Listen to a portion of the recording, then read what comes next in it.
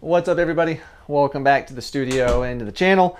So yeah, a little bit of a Beaverhead recap and obviously some new shoes. Let's take a look.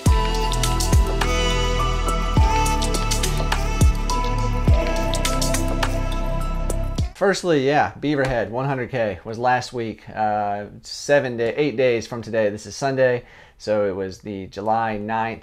Back behind me is my finisher's license plate. If you want to take a look at it, this is what you get instead of a medal. It's just a license plate, has some scree or talus on it. Looks pretty cool. But on the back, that when you finish, you can print off your time. So I actually printed off a little sticker, stuck it on the back, so I'll always have that. And that's pretty darn awesome. So any other race directors out there, if you have that ability, that's a nice handy touch. So while I'm looking at it, I did finish in 14 hours, 33 minutes, and 9 seconds officially. Put me in 26th place out of 151 finishers, I believe. And I think there was like 200 that started. So a lot of people didn't make it. It was a hot day. It was tough. But man, gorgeous. Absolutely just beautiful course, scenery. Amazing. So it was a challenging race. A little over 60 miles, a little over 11,000 feet of elevation gain.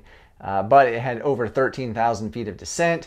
Topped out at 10,046 feet according to my watch as far as the high point of the course. We were over 10,000 feet for like at least 3 summits, false summits, before we finally got to the actual summit there on the Talus field. And man, I'm working on the race video now, so stay tuned, be patient, it is coming. Just epic, gorgeous, crazy. Crazy race. Highly recommend going out west and running out there. Some of those races in Idaho, Montana, just beautiful. I think throughout the whole race, I ate like, I want to say 13 or 14 spring energy gels, which is quite a few. Then also, you know, some peanut butter and jelly sandwiches at the aid stations, watermelon, chips. Had some Pepsi because they didn't have Coke. And then lots and lots of tailwind. A whole bunch of tailwind throughout most of the day. You'll see some about that in the video too. So anyway, yes, I am back. Last Sunday was a travel day. We had to fly out of Bozeman to Denver. We had some bad weather in Denver and almost got rerouted to Salt Lake City, Utah, which would have been horrible. We had to actually go into a holding pattern, you know, like circling the airport for close to an hour, which I had to pee the whole time. They wouldn't even let us out of our seats because it was kind of choppy. But finally we touched down, got on the flight, which our flight to Nashville, Tennessee was delayed because of the weather. Finally got home. I didn't actually get to my house until after 2 a.m. on Monday morning. So only got a couple hours of sleep before I had to get up for work. So it was, the first 2 days were a little rough. I just felt very tired, very, very tired. But as far as recovery goes, my legs are feeling really good. I'm feeling totally recovered right now. I've been 8 days. Thursday, I did go for a short bike ride. So that would have been what? Sunday, Monday, Tuesday, Wednesday, 5 days. Sunday, Monday, Tuesday, Wednesday, yeah, 5 days. 5 days post-race. Went for a short bike ride. Friday, then we had Run Club here in town at the brewery. Went for a run, had a good time. Ran with some friends, did the first test run in these shoes right here. A little sneak peek for you. And then Saturday, I went for just a 45-minute easy run here. And legs felt pretty darn good, pretty fresh. So I'm excited about that. Wasn't even 5 days. Legs were feeling pretty good. I came out of this race with no issues. I mean, I did roll my ankle just a little bit in the race, and the swelling's gone. It's feeling pretty good. You know, I'm gonna take care of that. But by and large, I came out of this race unscathed, and that's awesome and amazing. No hot points from the Salomon Pulsar trails. My feet were amazing the whole race. I didn't even pre-tape my feet at all. Like no hot spots. I mean, nothing. It was just, those shoes are perfect. I love them. So Salomon, you hit it out of the park with the Pulsar Trail. I love them. All right, so that leads us to this coming week. So this coming week is going to be, you know, somewhat still of a recovery week, but I'm going to be picking up some mileage. Probably won't be more than 30-ish, maybe 35 miles tops, but then back into training, because I did actually, on a whim, jump into a race that some friends put on in Tennessee. It's called the Fort Frenzy. It's an ultra festival. They go anywhere from, I think, like a 6 hour up to a 24, maybe even a 48 hour. I think it's a 24 hour. But I signed up for the 12 hour, and that's August 13th. So that's coming up pretty quick. And I mean, I'm already trained up for it. It's a 3.55 mile loop trail with about 500 feet of elevation gain per loop. So I'm just gonna go have fun with that and see what I can do, and you know, enjoy the heat and humidity. I'm not gonna enjoy that part, but I will do it and get it done. Oh, that's one thing about Beaverhead. Oh my gosh, out in Idaho and Montana, the weather is amazing. I love it. I want to move. But before we get to the shoes, if you wouldn't mind, scroll down, click that thumbs up button, give the video a like. It helps out a lot, and I would really appreciate it. Let's go ahead and talk about the shoes. So you saw a little preview of them there at the Run Club. This is the Salomon Spectur. Really interesting shoe for sure. I think it's a pretty good looking shoe. It has a fairly thick plush upper. Does have the energy blade in there as well with the R-Camber and Energy Surge midsole foam. Feels pretty responsive. It does have that energy blade like I mentioned, so there is a little extra pop. While it's interesting, why I say this shoe is interesting because everything I've gotten from Salomon on this shoe says that it is for like speed days when you want to go fast.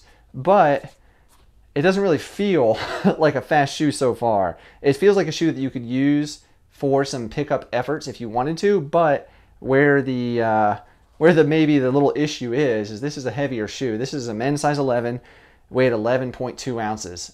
So that's pretty heavy for a speed shoe. I see this shoe being more of a long distance, maybe an ultra marathon distance type shoe because it has some good cushioning to it, good comfort, but it still has a little bit of pep in its step. So I'm excited to test it out. Definitely very excited. Thank you, Salomon, for sending them. They did send them. They're not going to see this and tell me what to say about it, just like always. But yeah, I'm excited. They're very comfortable. The upper, the fit is amazing, just like the Salomon Pulsar Trail has that same kind of heel cup, the padding inside.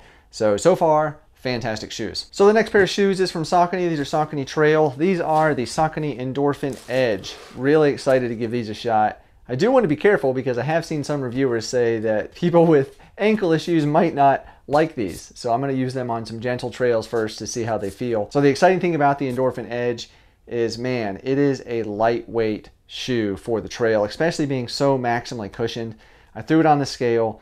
This is a men's size 11, 9.9 ounces, so just under 10 ounces with maximally cushioned foam, with a Carbitex plate in there, their carbon fiber type plate in there. It is intriguing, to say the least. I'm really looking forward to getting these on the trail and see how they feel. I mean, it's exciting looking shoe. It's, it's pink. It's very bright. Decent outsole there, 4mm lugs. I believe it's a 36mm in the rear with a 30mm in the front for that maximal cushioned. Has the Power Run PB expanded beads PEBA foam with that 3/4 length asymmetrically flexible Carbitex plate, like I mentioned. So it's going to be exciting. So what's neat about that plate, it's actually on the box here. It's a Carbitex plate, AFX, the asymmetrically flexible plate, and it actually bends. It bends both this way and side to side a little bit to give you some flexibility in the shoe. So it's not like a standard carbon fiber plate in a road shoe that generally only bends this way very, very little bit. This has a little more flexibility to it to give you some more stability on the trail. So how does it work on the trail? Well, that's yet to be determined, but hopefully it works out well. So once again, Saucony did send these to the test and review. Huge thank you to Saucony for doing so. They're not going to tell me what to say. When I do my review and give you my thoughts, they're going to be honest, like always. One thing I do notice though right away is the upper is incredibly thin. It really feels a lot like the upper on the Saucony Peregrine 12s, which is cool and also concerning because it does appear to have that same heel cup as the Peregrine 12s. It does not feel very cushioned at all. So I'm a little concerned that that might cause an issue just like the 12s, but we'll test it and see what happens. All right, let's put these guys away right now. I will test them probably here in a little while. Obviously, like I said, I did roll my ankle last Saturday, just minor, but still going to take it a little bit easier. So I'm sticking to the roads for now, getting plenty of miles in the Salomon Spectur.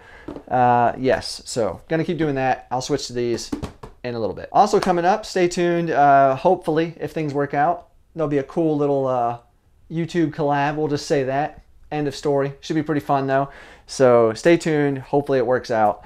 But yeah, anyway, recovery is going well. I'm very excited to be back running, and just wish it was in a place with more, with better weather and less humidity, just like I had out in Idaho. I definitely miss that a lot. Coming up soon, also going to be doing a update video on my wife post-surgery. She's now like 4 months post-surgery, finished her physical therapy, so stay tuned for that. I know I've been actually getting quite a few messages on Instagram from different people that are getting the surgery or have had the surgery or thinking about the surgery. So I want to do an update, get some more info out there about her because there is some updates that we need to share. But yeah, that'll be coming out in the coming week, probably weeks, maybe. All right, well, that's going to do it. Thank you for watching. I do appreciate you all. Like I said, stay tuned. The race video will be out sometime in the near future. I'm trying to, stay tuned. It's coming out and it'll be a good one. It is longer, but it was an epic race, so I gotta tell the story. If you have not seen it already, go ahead and take a look on your screen to the video from where I went up to Mount Baldy with Lee in Idaho, up above 9,000 feet, did some exploring, beautiful sights and sounds, scenery, go check it out. Then over on this side, I'll put a playlist of some other race videos to check out too. Thank you for watching. I do appreciate you all, and I'll see you on the next one. Oh, big shout out to John Kuhn. Also, welcome to the Ultra Running Club. Completed the 8-hour run he did just this past weekend. Huge shout out to John, getting a 50K. Welcome to the club, man.